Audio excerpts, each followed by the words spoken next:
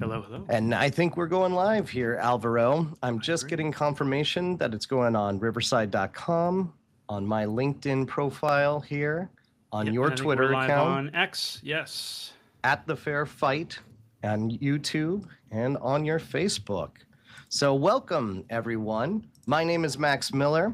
For the past few years, I was an antitrust advisor to Commissioner Alvaro M. Bedoya at the Federal Trade Thank you for Commission. using me. And this is our second live chat. We had one last Friday that I think was fairly successful, and we're going to keep trying these. Alvaro, why don't you introduce yourself, but then also tell us a little bit about what we're trying to do here? Sure. My name is Alvaro Bedoya. I'm a guy in Maryland whose kids are trying to get out to school and may burst through the store at any moment. As Max mentioned, I'm a former commissioner of the FTC. And together with Max, we're launching a new show next year. And I think the basic idea is this. A lot of shows out there are about Democrats versus Republicans or about the left versus the right. This show is about how the money at the top is hurting everyone underneath. And we want that to be a fair fight. So we're launching this thing early next year. Until then, we are on here trying out new things, testing out different platforms, figuring out how the hell to do this. Go ahead. Why are we so interested in fairness, Alvaro? Like what? I mean, it was something that was a big part of your term at the Federal Trade Commission, right? When one of your first speeches that you had was called "A Return to Fairness." That is a true story. I wonder if you could just maybe talk a little bit about what like fairness means to you in the economy. Sure. So the funny thing about the law is that a lot of people have made it into this, arcane esoteric thing that you need lots of economists to figure out. And it's this Economists paid for by corporations. preferably. That's Yes. And the very funny thing is that the whole point of Western legal systems is that they're not supposed to be these arcane, esoteric things that only a few people understand. I think this is back to the Romans. There was a movement to make the law public and make it accessible. And the funny thing about the law that protects small business, working people nowadays, is that it was intended to provide a level playing field for workers, small businesses, and farmers. And yet it's been turned into this thing that's all about efficiency. And you need to measure efficiency. You need to get, all sorts of complex economic reports to measure efficiency. But that's not what the law says. You need to efficiently transfer wealth from the many to the few. Preferably. You need to preferably transfer. Yes, that's shh, you're not supposed to say that out loud, man. Well, that's the. I would say whenever somebody talks about efficiency, you should say efficient for whom. Who is the one that's getting the benefit? That's right. Also, what literal words are in the law? And the word that keeps on coming up is fairness. But before we go further, I want to say if you're interested in following these hangouts, you can subscribe, follow our account on X. We just put it up yesterday. It's at The Fair Fight Pod. We are also on YouTube at The Fair Fight. You can go to our website, which, like this show, is under construction at thefairfightpod.com. And Max, maybe you can talk about what we are talking about this week, the Friday before Thanksgiving. Well, Alvaro, we have a very important question I think is on a lot of listeners' minds, which is, why is air travel so messed up? That's right. Well, I think the answer might boil down to Jimmy Carter. But with a little twist of Trump in there at the end, just like a lemon squeeze. But it started with Jimmy Carter. It started with Jimmy Carter, and so we're going to talk about that, and we will try to trace it from the early 20th century to today, with a whole lot of other stuff thrown in between. So go ahead. Yeah, no, I'm just going to say this is a very timely topic for us to discuss today because it's the Friday before Thanksgiving. People are getting, travel going. You and I are actually traveling today. We're going to be in Minneapolis today, this afternoon. It'll be nice to have a beer with you. For those of you that don't know, I'm based in Des Moines, Iowa. Alvaro is based in Maryland. So we don't get to see each other in person very often. But Alvaro is speaking tomorrow at the Minnesota Farmers Union. That's right. I'm heading up there with my whole family to see you speak, have dinner with you tonight. It's Thanksgiving week, and I think, he's speaking at the Minnesota Farmers Union. And farmers are folks that have always, they've been certainly important to me as an Iowan. The Iowa economy depends upon agriculture and the work that farmers do. And so as we think about Thanksgiving here, it's a time of eating and, of course, thinking about all the farmers who get their food to the table. And in my time in working with Alvaro, I came to appreciate how much we can cut out the middlemen in our corporate infrastructure. When you think about what it takes to get a turkey from the farmer to your table, there's a lot of hands that touch that turkey before it actually gets to you at the grocery store. And everybody's got to take a little bit. They got to take a little bit of profit in their role, like in the supply chain.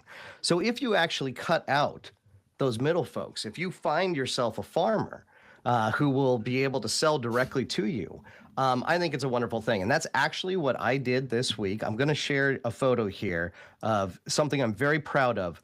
My 26-pound turkey that I got from Levon Griffian of Griffin Family Farms. And I'm going to put their website up here so everyone can see. But this is thawing right now. It's a 26-pound frozen turkey. I picked it up on Wednesday. Levon told me that she knows exactly when this turkey was killed. It was killed on October 10th. And went to the Mingo food locker for processing. And so she handed me this frozen turkey. It's going to take about 5 days to thaw out, completely in the refrigerator. But I just want folks to know that it's like if you want to try to get around kind of the corporate infrastructure, which of course leads to increased costs at the grocery store, you can get something beautiful, a bird like this, if you just find farmers around you who are making this, and you'll actually get a better quality product for less in the end.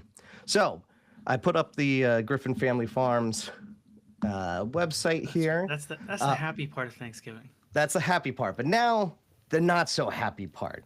Let me stop sharing here just so we can get back to our. We thought we'd start the show with Max and my travel horror stories from a lifetime of traveling here and there. I will start. And so my parents split up with around when I was 10 or 11. And so my dad first moved to Ecuador, then he moved to Spain, then he moved back to Peru. And so my brother and I would fly as unaccompanied minors. And if anyone, and this is before smartphones and cell phones, and we would basically show up at the airport. They would give us these like plastic lanyards, and my mom would have to hand us over to the airlines, and then the airlines would put us on a flight. But you go to Latin America, or Europe for that matter, you usually have connections, and so we would always connect through Miami. And so this is a two-part story. So we go to Miami, my brother and I, and I'm like 11, I think, and my brother is probably 13.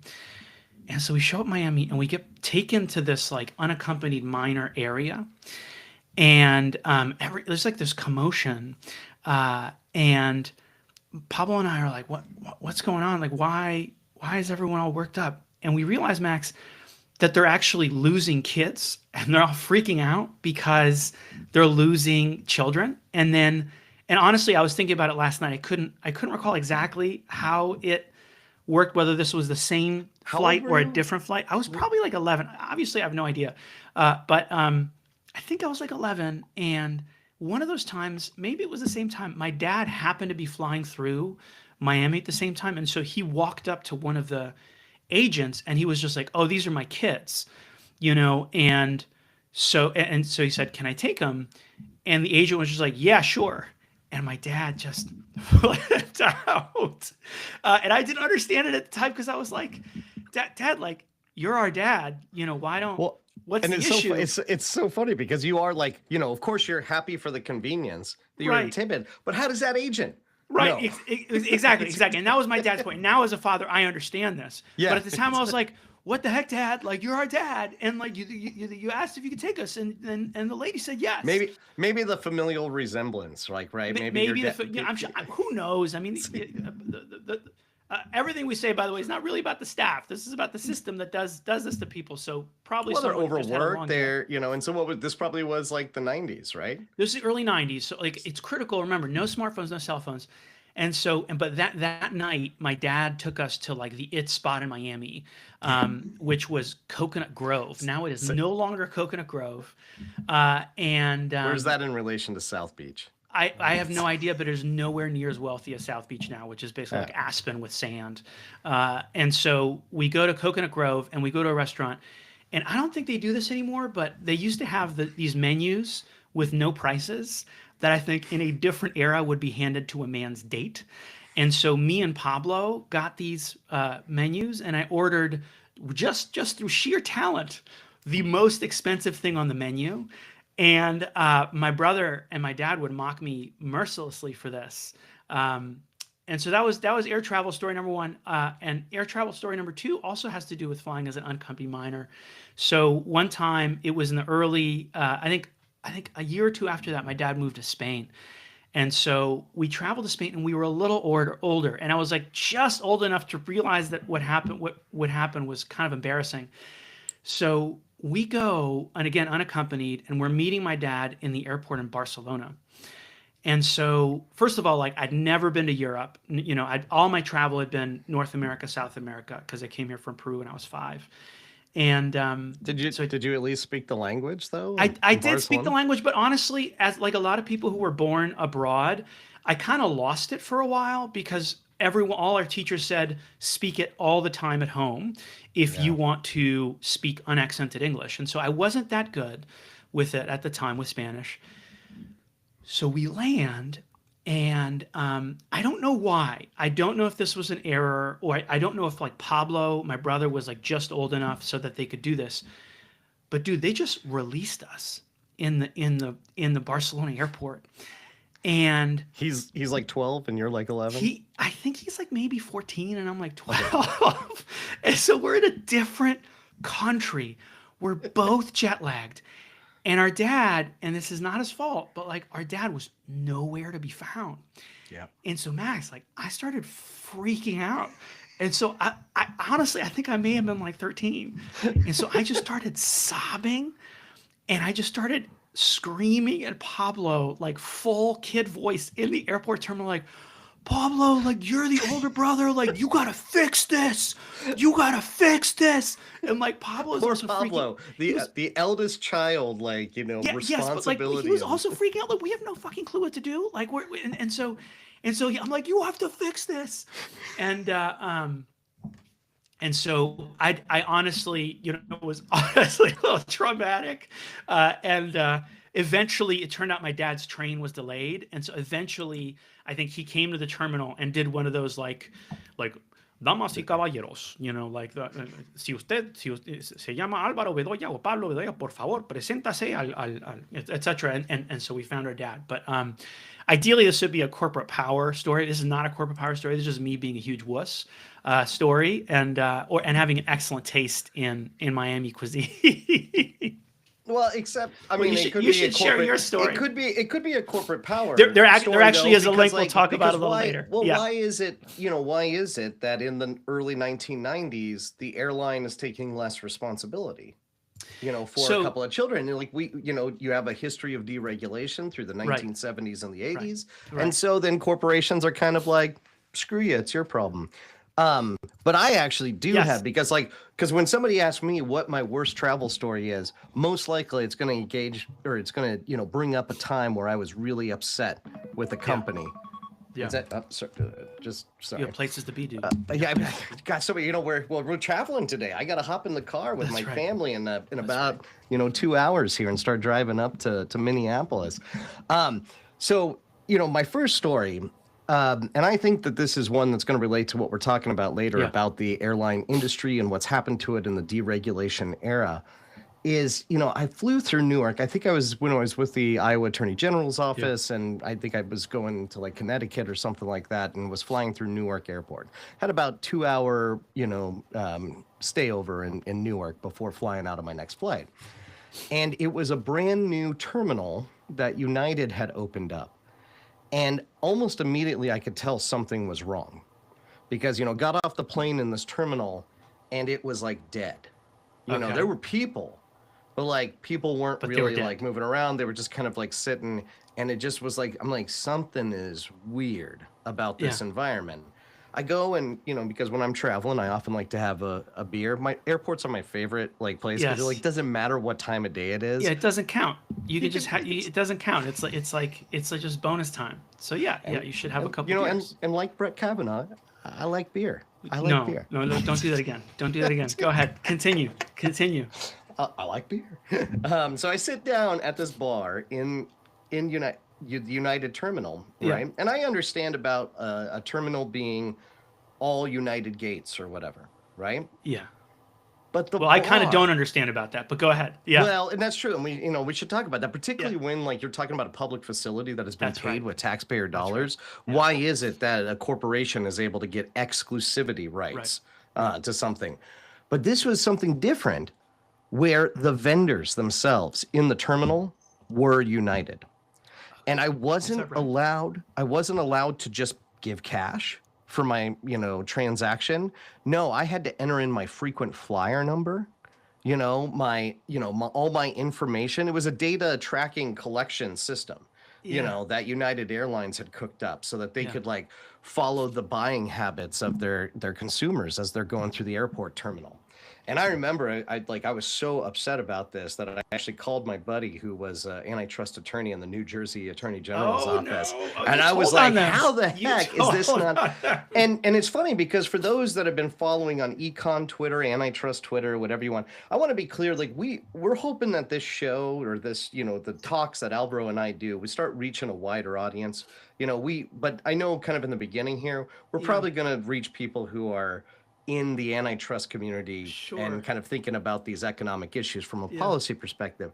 And this week, there has been just fighting on Twitter about stadiums and their, selling beer Oh, prices. and beer prices. Yes. Yeah, right. And Yes. if you think about it, About the these are radical idea we would use a law against unconscionable pricing that is on the books to address situations where people are charging unconscionable prices. And I looked into the law. You actually have to like issue a rule. you yeah, have to go through this whole process. But yes, yeah. it is extremely controversial.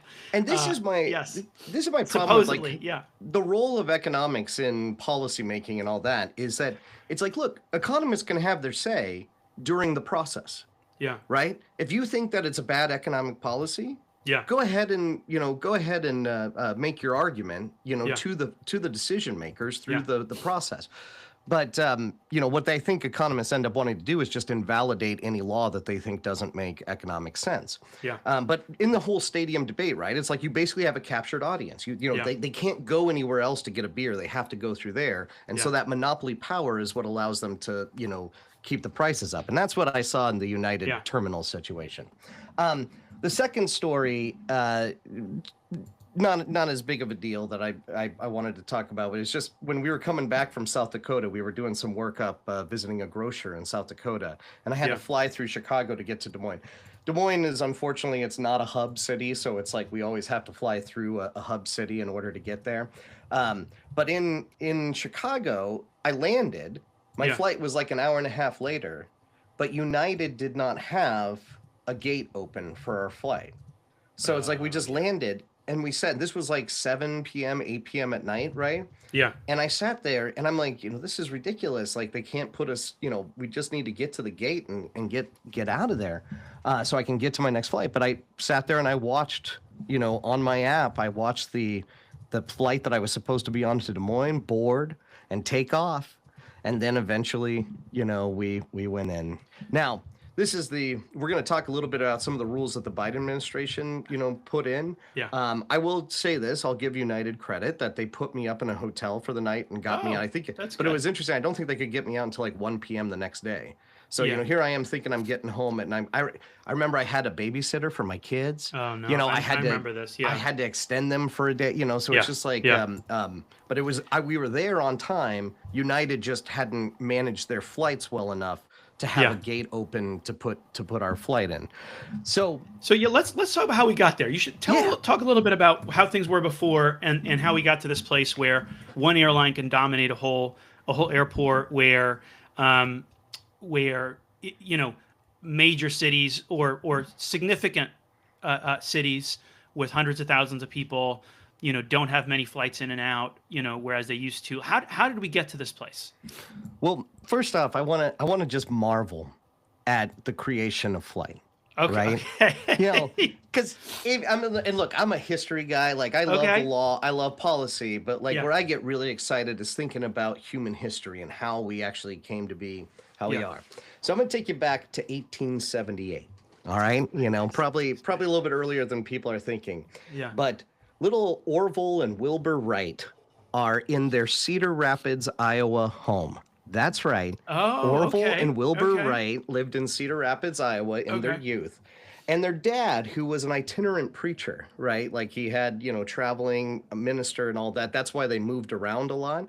He brought home for them a little French toy that was like a little helicopter thing that Oh, would fly, and they used it so much it broke right away, and then they built another one, and they later said that it was that toy that inspired them to make huh. the right aircraft that they Okay, did, which was you know the first motorized sustained flight, were the Wright brothers at Kitty Hawk, North Carolina. yeah, um, so in these early days, uh, there wasn't a lot of public appetite to get on these machines yeah, because they were scared. Yeah, I mean, Orville and yeah. Wilbur were in A lot of people countless died, right? crashes, Yeah, because it's like you're basically learning how to do something that human beings had never done before, yeah, and so there was but what ended up happening in that early 20th, the 1910s period, right, as they got a little more consistent, being able to do it, some people were daredevils. They were hmm. called barnstormers, right? And so they would Oh, do these aerial is shows, is and when that where the term comes from? barnstormers, Oh, yeah, I had no idea. From yeah, from it's early the flight. early flight. Yeah, that they were, Oh, but part of it was that they wanted to get people interested in flying, oh, okay, right? Like, and so they were doing all these shows, and think about it, for people that basically thought human beings could never fly, right. and then all of a sudden there's a machine in the sky. It was a marvel, never been done before. And what Wilbur and Orville were trying to do was to sell their new innovation, right, to military. Yeah. Like, because they were like, Oh, this has from the military. beginning, they wanted it to be Yeah. military. 1908, like the Wright Oh, Brothers Corporation or company, whatever it was called. I think it was 1908 that it was formed. So just a few years after they had the first, and they were working with the French government, because obviously France was, oh, conscious of the building tensions in Europe, and got it. you have World War I, which is going to Okay. happen just a few years later. And so that was the application of it. They were thinking, hey, we can get this, into the military. But during that whole 1910s period, the progressive era, when we got the FTC Act, we got all of Yeah. these great laws that were, for economic populism. People weren't really flying. Yeah. But then you had World War One, where a bunch of service members were able to get pilots licenses, or become competent at flying a plane. And so after the war, they come back, and you have all these trained pilots, right? But not Yeah. necessarily a use for it. And so what ends up happening is, once again, the government kind of stepping in. You're doing airmail, right? That Mm, became kind of the first commercial airline, yeah. was taking the government's mail, right? Like the post office was working. And originally, this is a fun fact, the post office was the original air traffic control, um, Oh, agency. yeah. But in the 1920s, then some, entrepreneurs started to figure out, it's like, hey, we could do something good with this. We could like take people from one point to the other. But this is still the Wild West, when the technology is not very developed, and there's not many rules about how you do it. But they were carrying, customers. It was like 4,000 one air. It was called the Aero Marine, was an early company that was Yeah. doing passenger flights, and Yeah. but the problem was there was a lot of crashes. People Mm, died, and yeah. those were pretty high profile. So in 1925, there was the first major regulation. I'm sorry, 1926. It was the Air Commerce Act. And the Air Commerce Act was, Calvin Coolidge, president at the time, he was getting all these complaints from, guess who? The airlines. The commercial Authority. airlines were lobbying Congress and lobbying the government, saying, look, we need to have some rules. Oh, We need, really? Yeah, because of I'm very unfamiliar with this idea that the No, I companies know. would Well, and lobby, it's say, please, please yeah, please regulate give it. us. Well, but it makes sense, and it's funny because I think you could apply it to social media today. You could apply it to the internet, right? Like Yeah. it's like in order to kind of get people really comfortable with like kind of advancements in technology, Yeah. really there should be like a regulatory infrastructure in place that makes people have some confidence in the safety of it, right? Now, I'll say that obviously when we're talking about the internet and social media, those harms are much less apparent than say like a crash of an airplane. Like when you're talking about an airplane crashing, and it was that safety, and but it was all for a profit motivation. These companies really wanted the government to kind of standardize the flights, Okay. all of the rules associated with it, so that people could have confidence to start flying. And you did get a huge uptick in the 1930s. There was a reorganization. There was actually a huge scandal over airmail because and I'll admit this. I'm a liberal. I'm a progressive. I believe in the role of government. However, when you have corporate interests aligning with government, you then can have graft, right? You can have corruption. And so in the 1930s, there was a lot of reorganization because of these scandals. And these scandals led to just one little fun fact I want to give here. The first, the BAC, the Bureau of Aeronautics Commission or whatever, the first director of it was actually a guy named Eugene Vidal, who was Gore Vidal's dad. Okay. And I thought that was a lot of fun. Okay, moving forward then, through the 1950s and 60s, you have World War II, and then you have the 1950s and 60s, you have the invention of the jet engine. The jet engine allows for more commercial airline flights, but because of all this regulatory structure, basically a few big companies had, there was an oligopoly in the airline industry. So in the 1970s, then, there was a huge push for reform. The man who was put in charge of doing that was Alfred Kahn, that he was appointed to the Civil Aviation Board. And I think it's funny because he was an economist from Cornell University, and they recognized that he didn't know anything about flying or aircraft or anything like that. This doesn't happen today where you I get know. people Like appointed who it's know like, nothing. an economist can figure it out. Never. And this is the quote by Kahn that I love, now. which is, government's so much better now. I view airplanes as just marginal cost with wings. And it's like, That's how I've always viewed airplanes personally myself. Then we have the 1978 Airline Deregulation Act. And Alvaro, I'm just going to play for us Jimmy Carter talking about that act and, what he thought it meant. Just a second.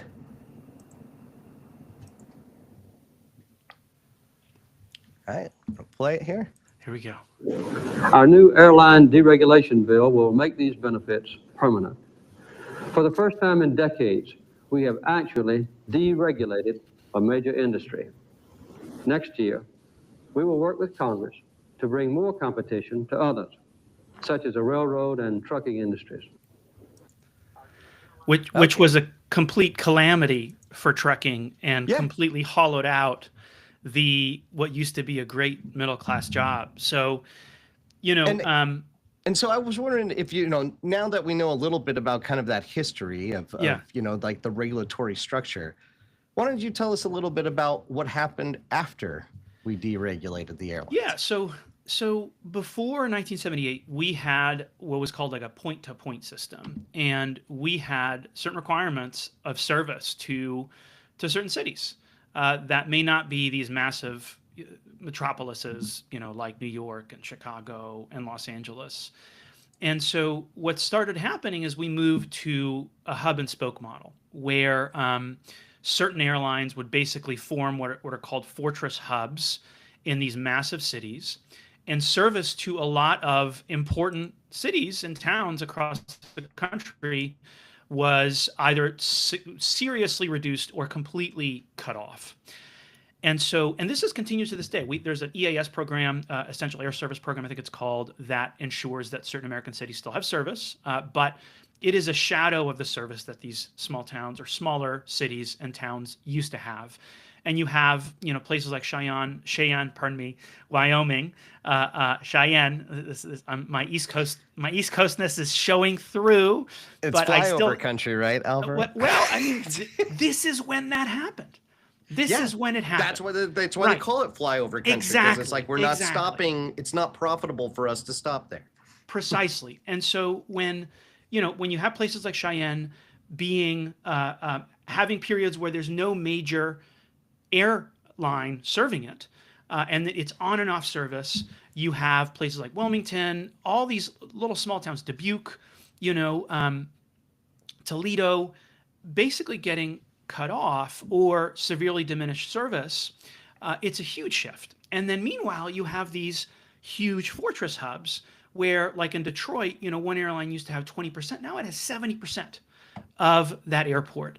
And what do you think that means? That means less competition in that airport, and so prices can go up. Now, a lot of people. It's also more control over the government that runs the airport, right? Like the authority that runs the airport, because it's like if you have 70% of the flying through that airport, all you have to do is just threaten to pull out. Yeah. Right. And then the government will do whatever you want them to do. That's right. And so the key thing is this is when the creation of flyover country occurs, right? That horrible term. This is when it happens. But a lot of people say in response, oh, but this is the free market. And also we got lower prices because of this. We got lower prices because of this. And reality is, and I relied a lot on a paper by Professor Ganesh Hidaraman and William McGee, who works where I work, the American Economic Liberties Project. Ganesh also wrote a wonderful book called Why is Air Travel So Miserable? The point that Professor Hidaraman makes is prices were falling before deregulation. Okay? Yeah, I don't know if you know this. The discount airlines really came up in the 1950s. I did. Yeah, so a lot of the critique was that this was preventing new airlines, the regulations in the 50s and 60s. Right. But the real problem was price setting. That was what the government did in the 1950s and 60s, is that they said a flight from New York to LA should cost X. Nobody can charge more than X. And that seemed to be a huge problem. And and so people now say, oh, we got to let the free market decide, who wins, who loses. And the answer is airlines and air travel is not a free market. In the last 25 years, they have been bailed out not once, but twice, once after 9/11 and once during COVID. And during COVID, the airlines received, I think, roughly $65 billion. The vast majority of it grants and Free some money. of it loans. What's that? Free monies. What? Well, that's the government. It's our taxpayer dollars just padding the profits of airlines. Right. And some people say, oh well, you're privatizing the gains and socializing the losses. And my answer to that is, well, why are you such a shitty negotiator with my taxes? Right? We are handing over $65 billion over to the airlines. A lot of that's for salaries. Great. Amen. A lot of it's for loans. There's some conditions. But whose salaries? If a lot of it is going to a CEO. So there were rules in place to prevent it going from CEOs, but then I think it was Delta went ahead and basically structured things to go ahead and pad the CEO's pockets. $8.1 million, Alvaro. What's that? Delta, $8.1 million. Yeah. So it was roughly about, because basically the government fined them the amount of money that they had paid to the CEO. Right. But I just want to put this in context for everyone. Delta received $8.2 billion free and clear from the government, just taxpayer dollars from our coffers into theirs, right? And then they paid 8.1 million of that to their executives to boost their salary, right? And the government's like, no, you got to give us that money back. Right. That is 1/10 of 1% of the free money that we gave them. And to me, when a corporation does something like that, they flip a bird to the rules that you've put in place. You're trying to use the money for good, but they want to use it for rich people to make rich people richer. You don't just take the $8.1 million back. You take the whole thing back. And at this point in time, they would have paid the salaries, right? To the employees. And you just take that money right back and say, you violated the rules, you get nothing. And this is the thing, is that there were some rules saying, look, you can't divert it, you can't cut off service to some of these smaller cities, but we didn't ask for anything more, right? And so, Well, we could have just gotten picture this. equity. I mean, When you're traveling for Thanksgiving, like you are traveling in an industry that was subsidized to the tune of $65 billion with a B, corporate and yet welfare. your seats keep on getting smaller. It is more and more expensive and harder to check your bag, or, oh, heaven forbid, you try to carry on that bag. And now these CEOs are hitting paydays of $30 million, $20 million, $10 million. And we as Americans are seeing none of that upside. We are seeing none of that upside. Contrast it to the bailout after the Great Recession, where we took equity stakes in some of these companies, and the American people made billions of dollars as a result. General Motors, we gave them a bailout, during the Great Recession to keep them in business and all that. But we took an equity stake. The government took an equity stake that, got paid back, and the equity was bought back. This is why, I criticize the Trump administration on so many things, right? There are lots of problems that I have with it. But one thing, Trump has indicated a willingness for the government to take an equity stake in companies. Right. And I think if the company, because you are not participating in the free market, if you can't stay afloat without getting money from the government. It's not the free market. That's right. And so that situation should help regular people as well as the oligarchs. And so, it is $65 billion with some strings, and yet our seats get smaller. It's harder to check a bag. And also, there is no actual guarantee that you will be seated with your children when you go. And so this is my chance to do my next air travel horror story, which some of you follow the show. Do you want me to share it? I'll show it, and then you should show it on the screen. So this is so right before we did the show, I asked my kids, and here, you can put it on the screen now that people have seen the art in the original. I said, hey, can you draw me a couple pictures of people traveling in an airport and just not being very happy? And so, my daughter and my son just got to work, and I sweetened the pot. I offered them each $10 for a couple pictures. I should have probably. You're turning them into little capitalists, Alvaro. I am. Maybe I pay my kids to clean up the dog poop in the backyards. Oh, I gotta do that. Yeah, probably revolt. And so, okay, so I got some good pictures. This is my daughter. But keep that one on the screen. And then this is my son. My son had a lot of simplicity here. He just showed a very unhappy little dude or little lady in what I think is a super fast jet. But this is the picture that stuck out with me, and I'll tell you why, Max, and it relates to what we're talking about. So we went down to visit my mother's hometown in Peru, in Cajamarca, in the north of Peru. Wonderful trip. My mother was kind enough to pay for our tickets. What's that? Did you have any cuy? Oh, hell yeah, I had cuy. Cuy, for anyone who's wondering, is guinea pig. And we eat guinea pigs in Peru. They are delicious. It's a delicacy in the Indian region. Well, honestly, people say delicacy. It's not really delicacy. It's like chicken. Like, you eat guinea pigs. And so growing up, my mom would always go up to the pet stores, and she would point to the little guinea pigs, and she would say, "Te comemos, te ve riquísimo." And I got a kick out of that. But then there was one time when my brother played, and maybe I shouldn't do this, but I will ask forgiveness. This is why people tune in, Alvaro. They want to hear your dirty little secrets. They let my brother play with the guinea pig in the morning. Oh no! And then they served it to us for dinner at night. And yes. And so he got it. He got it. And we didn't grow up on a farm, right? So we're not used to this. And so can I share a story that's very similar to that? Yeah. When I was a kid in Atlantic, Iowa, was where I grew up, a small farming community. It's if you ever hear me wax poetic about farmers and agriculture, it's because that was the environment I grew up in. And I was staying at a buddy's house that he lived on a farm.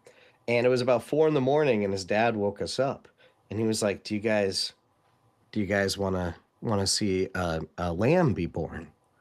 And I was like, lambing is really intense. Yeah. Yes. No, lambing season is really intense. So we went out to the barn, and I got to see a lamb be born. Yeah. Right. And but it's interesting. They named him Max, after Aw, me because I was staying, the yeah, little lamb. And then later, my dad bought the lamb Max. and we ate. I mean, I love lamb.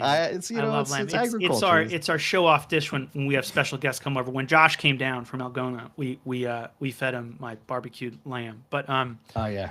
anyways, let me tell you about this picture. So Yeah. so we're in we have this super tight.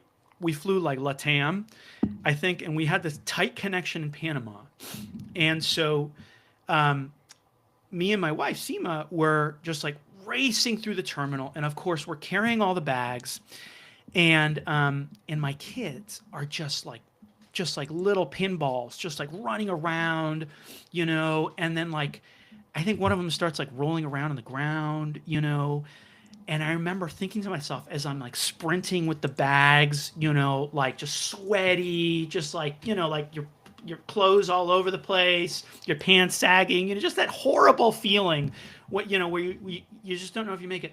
I remember thinking to myself, I wonder if they'll ever remember how bad they were. And so I asked them to do these pictures. And then my daughter draws this picture. And Max, this is the scene from Panama. And I am pretty confident that I am this guy in this picture because I Looking wear very, the very hat. And I will angry. just have everyone look at the eyes and the mouth here. Like that is how I felt. And so to answer the universal question, yes, they remember everything. But no, this relates to what we're talking about because we gave the airline $65 billion, and there is no guarantee in the law that a parent be seated with their minor child on the airplane. This is just something that the airlines voluntarily do after some pressure, right? You would think we could have asked for these things and rather than just saying don't make things even worse. But this is part of a pattern where some sweetheart deals are cut for the airlines. Can you talk a little bit about the I wanna regulations that just got pulled back? 'cause Oh, we sorry, know. I left that one detail. The reason we were sprinting is that we realized that when the flights were booked, they didn't seat us and they wouldn't let us. Sometimes this happens on international flights. They say, come to the counter. And when we show up at the counter, they would be like, oh, you're here, you're here, you're here, you're here. And be like, lady, like we have a 4-year-old and a 5-year-old. Like we need to be together. And so the reason we needed to race through the terminal is we needed to get to the counter and get seated. And so that's what it looks like when this stuff happens. But sorry, over to you. Meanwhile, back in the 1950s and 60s, Alvaro, yes, were the prices probably not as low as they could have been because Right. of price setting by the government, but Yeah. because the airlines couldn't compete on price, Yeah. they competed on quality. Quality of service. So in the 1950s and 60s, it was like a fine dining experience to go on an airplane. Like you'd get to sit and be in the lap of luxury. And you could bet that they would, if a family was paying all that money to fly, they would be treated like royalty. So we did lose something in the deregulation and it was so funny because Alfred Kahn, who I talked about Yeah. before, he was basically challenged in the 1990s and the 2000s of like, look, everybody hates air travel now, and you pretty much created that. And he's like, I don't know. I don't really hear any complaints from anybody. He just had this really flippant response of like, and I think it's ridiculous that we are told all the time how much better we are because of deregulation, but Yeah. nobody really feels that way. And so Well, sometimes Yeah, let me people- just point out one yeah. quick thing about that, which is that the rebuttal, of course, is like, yeah, you got your foie gras, on the flight in your, sweet rattan, chair, strapped down to the base of this plane.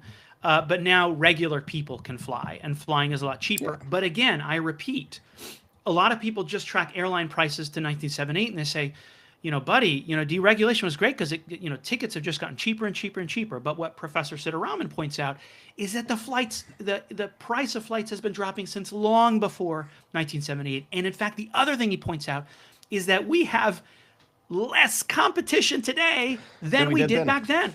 Because if you look at the four for all the largest arguments airlines, that regulation prevented competition from happening, they're like just the not free true. market has produced less competition. That's right. Than a regulated If you look at the industry four largest airlines and just stack them up, they control more of the market today than they did in 1978. And then you have these hubs where airlines can charge whatever they want. Because if you live there, you really don't have that many choices other than to fly those airlines. But I'd love to get into, Yeah, well, some of the improvements that were just when made. things that got get pulled back. bad, traditionally when markets are bad Yeah. and people are unhappy, the people turn to their government, and Yeah. the government tries to fix it through regulation. Right. And that's exactly what the Biden administration tried to do.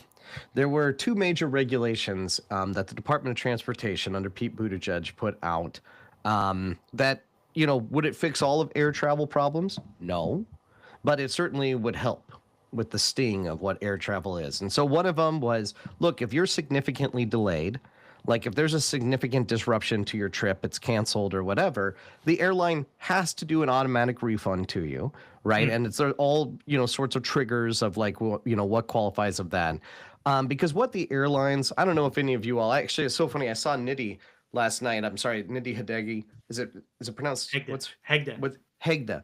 Yes. Nidhi, she's the head By the way, of, we're equal opportunity mispronouncers. We will pronounce the capital, mispronounced capital of Wyoming. I will, and Max will mispronounce, our dear Names. colleague Nidhi's name. I'm we will awful. We'll butcher all I'm proper awful nouns. with names. I'm horrible. You're not awful with names. I'm But just fucking- Nidhi just had a post last night about Yes. trying to get. I saw her post on X. She Yep. was talking about hours Yes. that she had spent to get a refund from a particular airline, and it turned out because of the fact I think it was like a mixed airline flight, like everybody was pointing the finger at each other, and she determined that she actually spent more time on the phone, and like based on what she would make in an hour for doing work and all of that, that is like she ended up spending more just trying to get the refund for the flight than the flight was actually. And the airlines kind of count on that.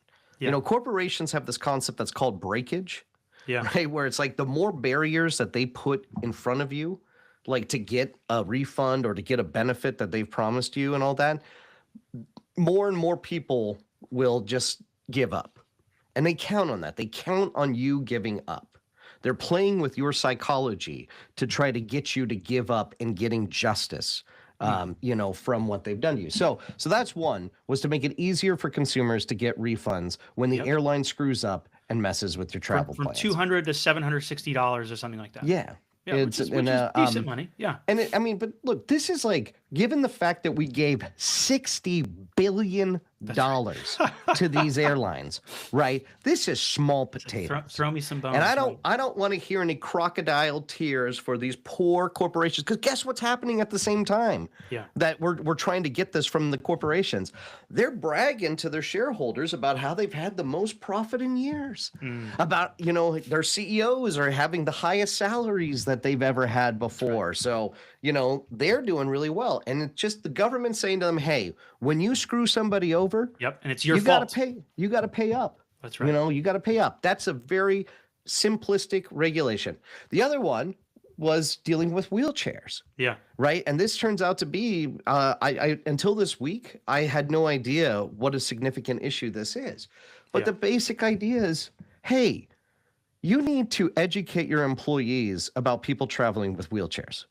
Like, you need to educate them so that they understand how to properly treat wheelchairs.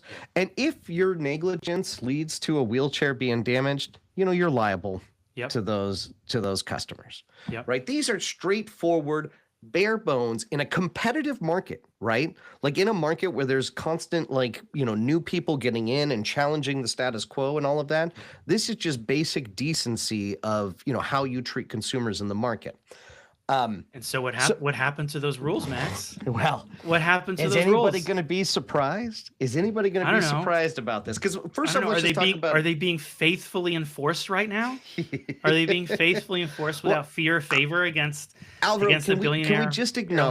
Can we just acknowledge what a huge coup that was for the Biden administration to actually get those rules through? That's right. Because undoubtedly, there were donors to the Democratic Party that were calling up and saying, what the hell are you doing? I own, X amount of United stock. This is going to cause the stock price to go down and all that pressure. But you know what?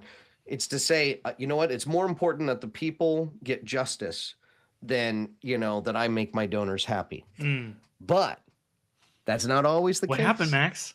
What happened, Max? Did they just get better? Did they just get better? They did. Well, they recognized they did something wrong. My daughter's drawing still on the screen. Here we go.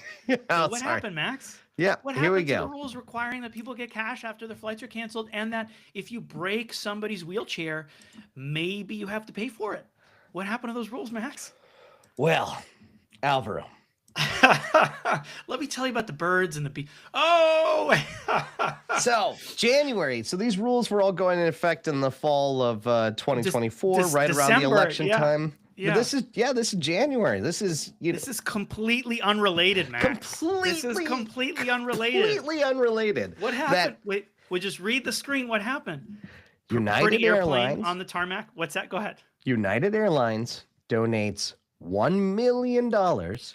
Remember, they got 80 or 60 billion from the taxpayers, right? But they give $1 million to the Trump inaugural fund. Now, I want to share something else. Does it show a track record of fearless advocacy for the consumer and enforcement of this rule, despite the millionaire contribution of that airline? What else are you going to show us, Max? I was going to show you. Oh, geez, Louise. I don't know what happened to it. That's okay. Maybe you can tell us. Well, Delta also gave money to the Trump inaugural fund. I think to the tune of $2 million. I lost the article here. Right. But so this is the way of American politics now, right? But then what happened to the rules? Oh, and the rules, the Trump administration first started indicating they didn't think that they would be enforcing them. And I think for the refund rule, they just said they're not going to enforce it. They're going to repeal it. So now basically these two rules have all gone by the wayside. That's right. And we don't have those protections anymore. And it's amazing. We, the people, the taxpayers, coughed up to keep these companies not just afloat, but profitable. That's right. Their profits were socialized. Yeah. We, the people, gave them their profits in taxpayer dollars. And all we asked in return was to get refunded when they screw us over. And they were like, no, I'm just going to bribe a public official. That's what I'm going to do. I'm just going to issue a bribe and say, hey, I really don't want those extra costs. Yeah. And it's disgusting. And it's like, and if people need to be angry about this. People need to be... Let's share the story that we got. So because I think sometimes I'm not in DC. I'm adjacent. I'm DC adjacent. But you're in the DMV. I'm in the DMV. I'm outside the Beltway though, which I think I should get credit for. But so this sometimes like blank administration decides we'll no longer enforce this rule sounds pretty boring, frankly, and like this is just inside baseball. But we got a pretty harrowing account from someone who asked to remain anonymous about what it was like to travel with a wheelchair. And I think that you'll hear, I'd like to share the story with folks. Again, this was shared anonymously with us, but what it's like when your wheelchair gets damaged. And this person gets at something which I think is pretty critical. So I'm going to read it for folks who are listening. This person writes, I remember when I went on my first real vacation as a junior associate. And by the way, that means that they're probably a young lawyer at a law firm. I remember when I went on my first real vacation as a junior associate and my first vacation with my now husband. We went to Miami. I'd never flown with him before and told him it's kind of crazy. And this person, of course, uses a wheelchair and has used a wheelchair all their life. I'd never flown with him before. And I told him it's kind of crazy. We were only staying for 2 nights, and when we landed, they brought my chair, and the wheel was broken in half. They sent me to the baggage claim desk and filed a report. Then I had to wait in the airport for around 4 hours for a technician to come help us. They brought me a loaner chair and helped start the process to fix my chair, but basically I spent half the trip filling out paperwork for my chair. Again, this is this person's first trip with their husband or their future husband, and they're spending it like 4 hours, at the airport filling out paperwork for your broken wheelchair wheel, right? This is always so frustrating because nobody really owns the issue. There is no one to be mad at. It is just sort of a casualty of the system and bureaucracy. And these are the two most important words in what this person wrote. Intentionally so. I get passed off from one baggage claim specialist to another, and then they call a vendor, etc. But it can take hours and hours of time. A few years ago, my wheelchair was damaged when I was returning from a trip, and it took weeks to get the proper repairs done. I had to use a loaner chair that was completely unsuited to me. I'm a lifelong wheelchair user, and I've dealt with these experiences for decades, so I'm used to it. And this person goes on to say, and look, I'm a lawyer, right? I've been a lawyer for, 10 years or so. I know how to advocate for myself. And I am humiliated by this. This stuff brings me to tears in public. And so I cannot imagine what it is like for someone who literally, whose job it isn't to be an advocate for someone in high pressure situations. And so what the last administration did in December, under Secretary Buttigieg, is they tried to just do something real simple, which is make sure the airlines are liable for breaking your wheelchair. And United comes in, Delta comes in, donates each $1 million apiece to the inauguration, and lo and behold, there's no more rule holding these companies liable for these kinds of incidents. And that, I think, is a horror, and people need to know about it, and people need to know about how it hurts people. So we started this broadcast talking a little bit about fairness, and that's, the show that we're trying to develop here. We're going to call it The Fair Fight with Alvaro and Max. And I just want to talk about fairness in this context here, because to me, at the heart of fairness, Alvaro, is dignity. Yeah. Right? Like, if you live in a fair economic system, you have dignity. This person deserves dignity. Yeah. They deserve the dignity to be able to fly on a plane just like any other American, and to not be treated like this. Yeah. In order to get an injustice result. Yeah. Because that's what I think, I argue all the time with highly paid consultants and economists and lawyers for large corporations, right? And they love to act like the poor corporations, they're just treated so unfairly. They do it in this voice too, actually. I'm so sad for my client. My client is just, it's so sad.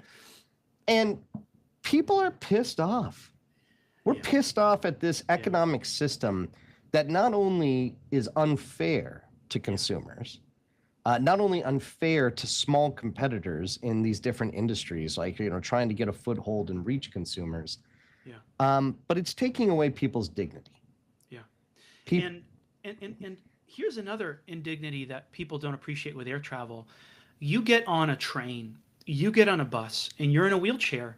There is a dedicated space for you so that you don't have to get out of your wheelchair. If you're a lifelong wheelchair user, the wheelchair is I wouldn't say part of your body, but it is a critical appendage to your body that is customized to you, and the person in question relayed, I can't sit at a 90-degree angle. My body literally cannot do it. And so when I'm in one of these loaner wheelchairs, it is painful to me. I am not safe, right? Because my body is in a position it's not supposed to be in. And yet we've normalized for airlines, no, you have to get out of this wheelchair that's designed and built for you and into this loaner chair, and then we'll take you off the plane. And so this person talked all about that as well. But for me, it's why aren't you negotiating better with our tax money? Because this isn't a free market. We bail this industry out. We've bailed it out twice in 25 years, and yet we gave them $65 billion, and we didn't say, you can't make seats smaller. We didn't say, you have to give your customers cash if you're responsible for them being late. We didn't say, you have to match up parents with their children without them having to sprint through the terminal to beg you to do it at the last minute's notice. And we also didn't say that you're going to give wheelchair users a space on these airplanes and you're going to treat them right. And if you break their wheelchairs, you're going to have to pay for it, right? We didn't have to wait until December of last year. This could have been put in place during the COVID era bailouts, minimum standards. Look at what happened in Europe. People in Europe got equity stakes in airlines like Lufthansa. And so when the airlines do well, we do well. And yet now the way it is when they do bad, we do bad too. And when they do well, they do well. And we're stuck with no spaces for wheelchairs and having to sprint through your terminal to be seated with your 4-year-old kid. Have you ever flown in Europe, Alvaro? A little bit. I actually haven't done too much European travel, but yes, a little bit. So I lived over in Europe for a while, and the idea that Americans think that we have like the best economic system in the world, like they just need to go and like fly in Europe. Yeah. The flights are nicer. Are they? The airports are nicer. The flights are cheaper. That's the thing. Right? Is like for all of the supposed benefits of deregulation, all that, Ryanair in Europe, you know, you could get for like 14 pounds, you know, flying out of London. You can fly from like London to Berlin or something like that. You know, I mean, it was just amazing. You know, but it's heavily regulated, right? It's heavily regulated, and we're getting to the time here. I know you've got to get going. I gotta go to the airport. Well, you got to go to the airport, and I got to pack up the car to head up. It's good that we're starting out. No one's getting angry and just gonna. Anyways, I'll probably be seated next to the bathroom. Congratulations, Mr. Bedoya. We've upgraded you. Yeah, it's like right I bet you get checked in. Your account is flagged. Yes. Yes. But anyway, I want to show once again, if you're interested in what we're talking about here, if you want to follow us, like I said, The Fair Fight with Alvaro and Max, we're trying to get this podcast up and running. Probably won't launch it officially until early next year. But please go to the website, sign up. We'll keep you updated. We'll keep you updated on the progress that we're doing. And in the meantime, what do you think, Alvaro? Next week is Thanksgiving. Probably 2 weeks from now, we'll go live again. We'll probably hop on that Friday. I think it's the 5th. I could be wrong. But also, let me add, in addition to going to thefairfightpod.com to find out about our next hangout, and also when we do launch the podcast, the show, you can also follow us on X at the Fair Fight Pod and on YouTube at the Fair Fight.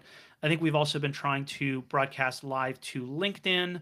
I actually haven't been able to check to see if that worked, and I think we were also broadcasting live on Facebook. It did? Okay. Yep, I'm looking at it right now. So you can follow us there as well. But thank you all for tuning in. I'm gonna go to the airport now. I'm gonna go meet up with Max in the Twin Cities. And see looking forward to having a beer with you later today. Amen, man. Because I like beer. I like beer. Thank you. I like beer too. All right.